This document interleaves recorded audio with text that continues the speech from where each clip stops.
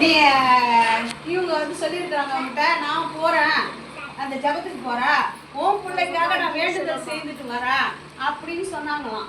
உடனே அவங்களும் சொல்லி எனக்கு அவங்க இவங்க ஃபோன் பண்ணி அவங்க ஃப்ரான்ஸில் இருக்கிறாங்க இவங்க ஃப்ரெண்டு. அவங்க என்ன பண்ணாங்கன்னா என்கிட்ட பேசுகிறாங்க.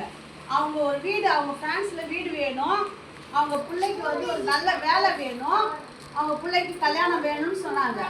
அந்த 3 காரியத்துல வேலையே இல்லாத அந்த பிள்ளைக்கு 5 வருஷம்